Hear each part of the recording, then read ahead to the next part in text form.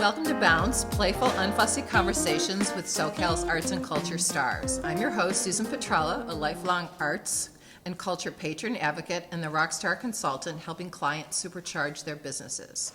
Each Wednesday, or like today, Tuesday, I'm hanging out with cool, clever, creative individuals. Today's guest is Serena Potter, an artist whose vibrantly colored figurative oil paintings pair contemporary and vintage elements with sardonic, I had to look that up, disdainful, mocking, sarcastic narratives that place her subjects in childlike or unlikely scenarios. She wants to draw people into her art, to ask questions, but also to ultimately have those individuals find their own answers in her work. On Friday, November 3rd, Coastline Gallery opens a three-person show, of which Serena is one. Welcome, Serena. Hi, Susan. Thank you for having me. You're very welcome. So tell us about the work that you're going to be showing in the three-person show. Well, yeah, okay. That's that's a loaded question. I can talk one piece at a time. The largest piece in the show is a triptych that I started working on while we were in our stay-at-home orders, so it's heavily pandemic inspired. Okay. But then the remaining of the work is really post-pandemic, dealing with just a lot of our emotional needs. I tend to go with what I'm feeling and what I need right then, and so some of the pieces are a little darker, some of them are more fun, some of them are reflecting my need for escape and a vacation and not getting it. Okay, which piece is that? I think you'll know. Let's see. Lazarstein Summer Okay. shows the figure in the foreground laying along the edge of a pool with the hand sort of dipping into the water. Behind the figure is, they're both me, but behind is me at my easel painting the other me. Languishing, is that the right term? Yeah, that's a lovely term. Next to the pool with the palm trees in the background and the light on the water, and the yellow of the dress is sort of spilling into the water and mixing with the surface reflections, and just trying to capture that feeling. Gosh, here I'm at my easel, but I really would like to be languishing at some pool or whatever at this point in time. So do the paintings have a lot of emotional elements to them? They seem to. They do, yes. Some are more celebratory or marking time. There's one called Year of the Rabbit, which depicts a massive bonfire burning of the Christmas trees and various figures around the fire. Some are observing, some are roasting marshmallows. The heat is clearly intense. They're kind of blocking their faces, and you can see the silhouette of the little rabbit in the foreground. And I did this in January, start of the new year. It felt appropriate. Oh yeah, Year of the Rabbit. And the backstory to that you were telling me was, I guess what, the Great Salt Lake or whatever. People go out there and have these massive bonfires now take their Christmas tree, I guess, instead of recycle. In particular, my nephew, I have a lot of family that live in Salt Lake, and my nephew started what is now a tradition for his family. Every January, he and his friends go drive around the neighborhood in their trucks and gather up all the Christmas trees that have been put out to the curb. Then they go out to the Great Salt Flats and have a massive bonfire. Only it's grown over time, so my other nieces and nephews have joined in, and more of their friends, and they had over 40 families this year, and it was immense. Wow. It's just huge. But the ranger didn't have any problems with their being there and doing that, as long as they weren't, getting stoned. It's Utah. Okay. So, A lot of stoners in Utah. It's okay to burn things down, just as long as you're not inhaling. Oh, that's too funny. And your work is so much vibrant colors too, versus subtle pastels or whatever. Is there something about that? Even what she's wearing today, you can't see her. She's in black, and then she's got this vibrant kind of purplish fuchsia pants, so very colorful. Raspberry. I call it Raspberry. raspberry. Raspberry. Okay, raspberry. That's a development as well. Okay. My work used to be much darker, and I've just been needing more color and saturation. I wonder if this is a result of what we experienced with the pandemic and all the stress. I am seeing in general a lot of artists have shifted towards florals and happy colors and less deep narrative. And I'm just wondering, are they responding to what people want, or is this what they're feeling? For me, it's just, I want color. Oh, okay. And So do you respond to what people want in the marketplace in the art world, or is it No. no?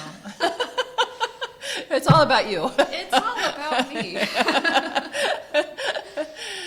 And I love when we were talking beforehand, I'm very interested in your process too of, what all goes into the final work, because, this one piece, this pink party, that's really very, very interesting. You had picked up a study, I believe you called it, and you were talking about your research. So talk about that, just everything, all the backstory around, what's finally, on the canvas. Well, it usually starts with I get an image stuck in my head, or a feeling or an emotion, something that just keeps niggling me that I know that I have to paint. So in this instance, it was a party that my husband and I were invited to that was pink themed, and so everybody was wearing pink. All the decor was pink. The drinks were pink. It was just every shade of pink. You had colored lights going and music and go-go dancers, and it was like it was a saturation of color and sound and movement and chatter, and it's one of those where when you leave and you get in your car, you have to decompress. You're like, whoa, that was intense. It was sensory overload, and it just kept coming into my head. I have to try and create that feeling of sensory overload in a painting. So at first I started just sketching, trying to come up with a composition.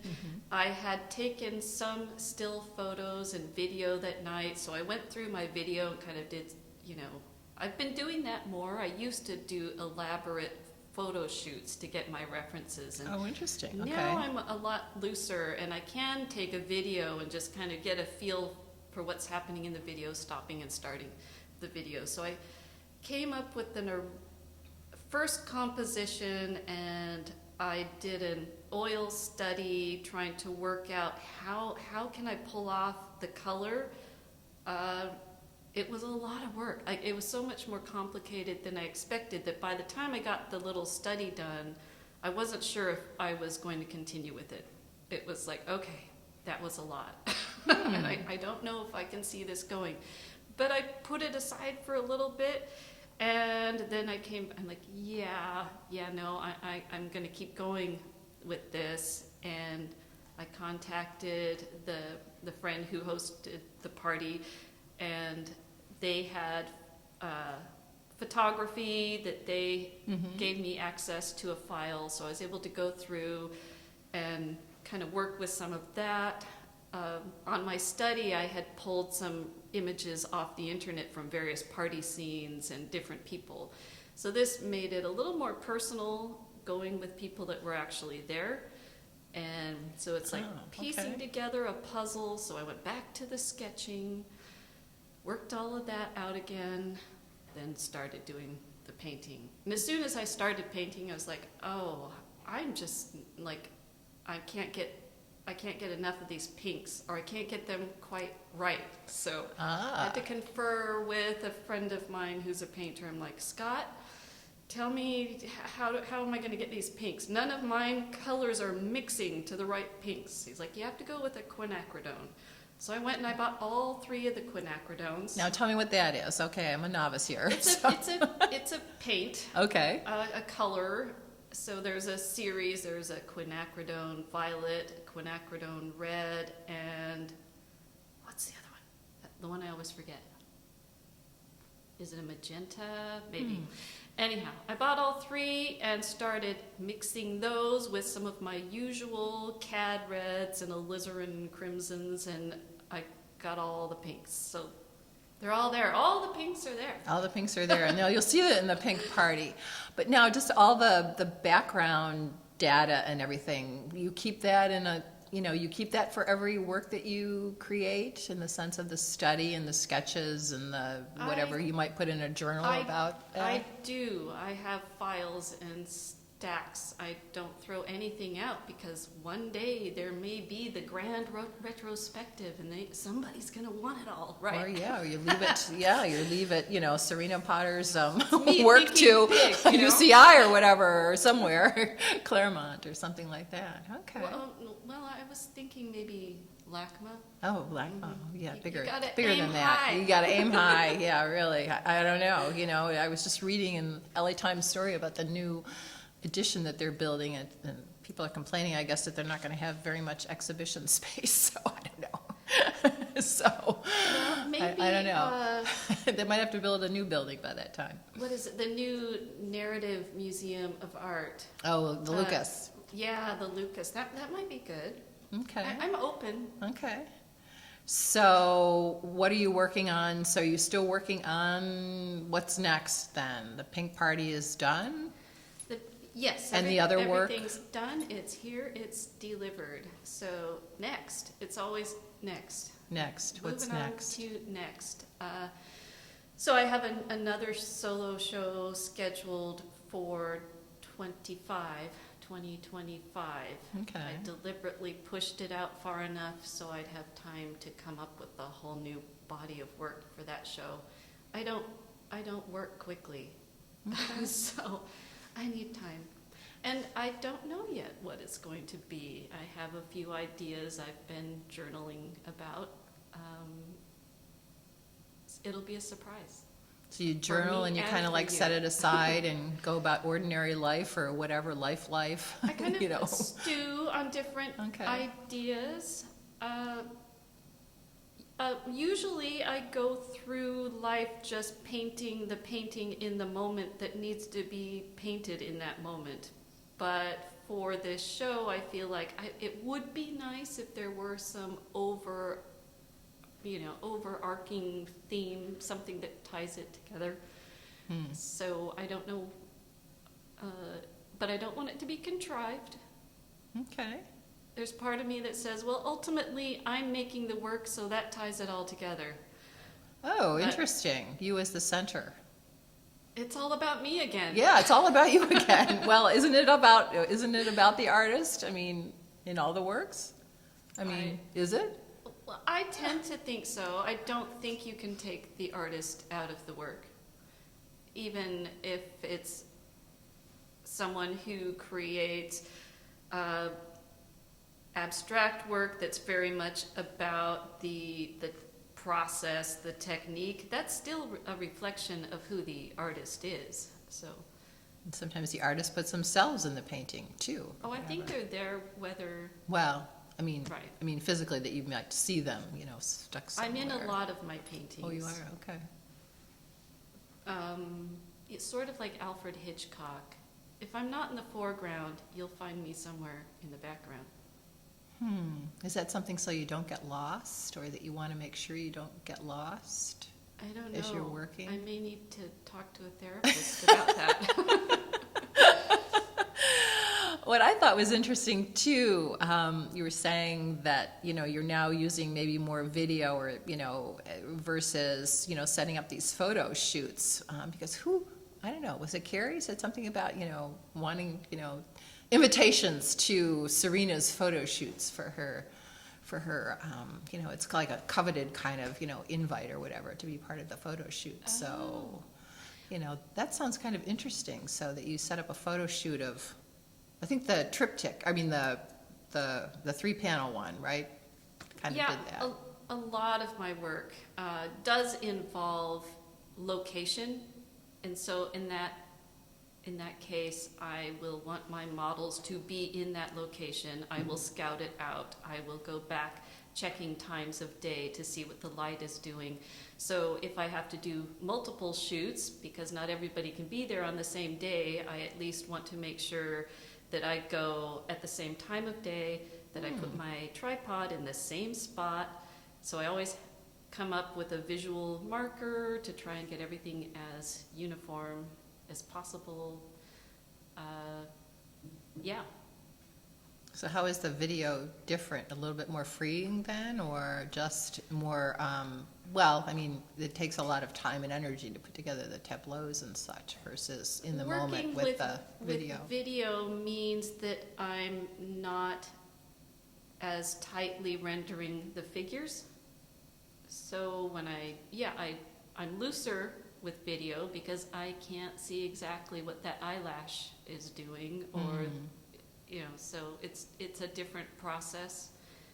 So I enjoy that, but then there are also times when I really just want to make sure those figures look beautiful and that they're working in that environment. In a party environment where you have lights coming from all different directions and strobing lights, or it doesn't really matter which direction light source is coming from, as I'm having more play and it's a little surreal. I've been putting in some more abstract elements in work here and there, so it just depends. Sometimes I want it to work a little more realistically, and other times I don't care if it works on that level or not, as long as it creates the feeling I want it to create. And what's the feeling? Well, and you were talking about too, just,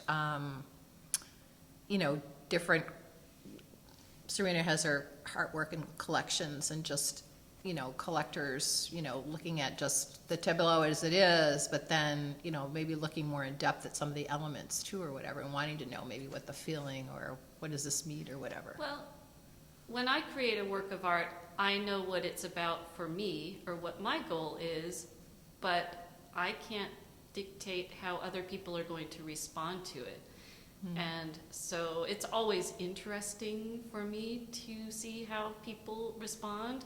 I do find if I create, with whatever I'm creating, it's always best to get simple with my goal for that painting. Like there's one driving theme for it, whether it be I want this to be tense, I want this to be happy, I want whatever it is. If I have one, then I'm more likely to be successful. It's never simple at the end. It's always very multi-layered, but it works if I have one simple object in mind.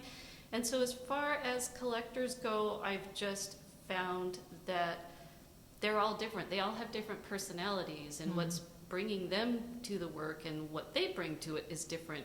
And so over time, you learn kind of who's responding to what and how.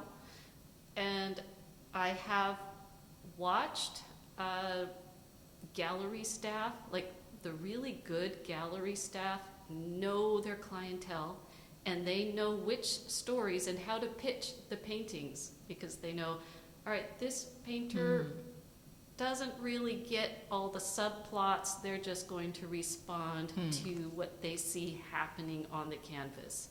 So you just tell them, oh, this is a sunny summertime California painting with bright colors. And they're like, oh yeah, it reminds me of my childhood. And then there's another that loves history. Oh, so this one, the house that she depicted in the background is located in Placentia. It's the Bradford House, and it's such and such years old, and it's one of the oldest homes in that area. Oh, and then they want to find out more about the location, And then there's those that want to know, oh, this one has a deep political bent, or Okay. feminism is running through this, so you just sort of learn. Okay. So you have the 2025 exhibit coming up, and then you do have gallery representation, correct? I show with Lois Lambert in Santa Monica, Okay. but then I work with other galleries too. Recently started showing with Escape Gallery in Okay. Corona del Mar. Okay. Well, wonderful. Well, I'm so happy to have had you here today, sharing your story with us. You've made Bounce bounce. A special thank you to our generous sponsor, Coastline College, its Fine Arts Department and Art Gallery.